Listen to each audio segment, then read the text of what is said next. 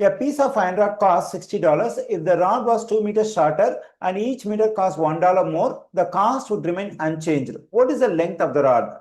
Let's assume X as the length of the rod. Let me write the stuff over here. Length of the actual rod. And the question says the cost of this rod is $60. Okay, the cost is $60. Now let's find the cost of 1 meter of this rod. To find the cost of 1 meter of this rod, we have to divide the total cost 60 by the length of the rod, that is X meters. So this is the cost of 1 meter of the actual rod. Let me write it. Now let's consider another rod which is 2 meters shorter. Then the length of that rod is X negative 2.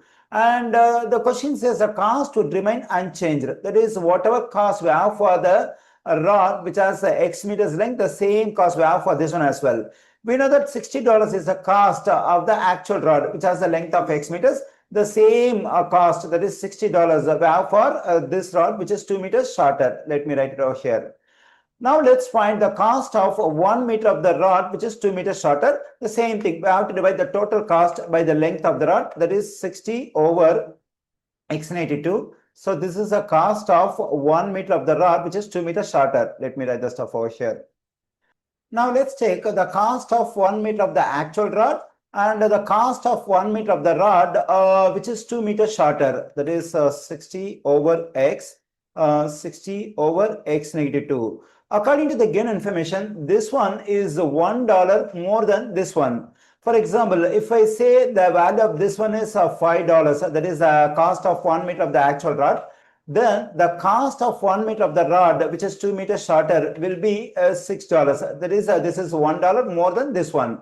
Okay, if I want to write equation with these two quantities, what should I do?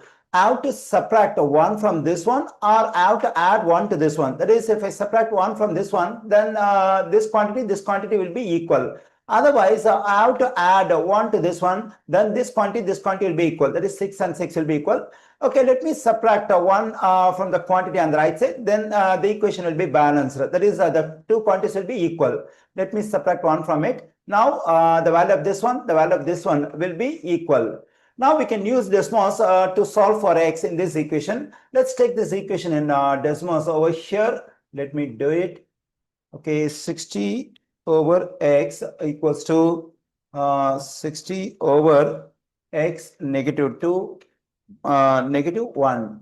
Okay, here the graph intersects x-axis at 2 points. One is negative 10, but that's not possible because the value of X cannot be negative because it represents the length of the rod. Length of the rod cannot be negative. Let's consider the positive value at where the graph intersects x-axis, that is 12. So therefore X equals to 12. That is, the length of the rod is 12 meters.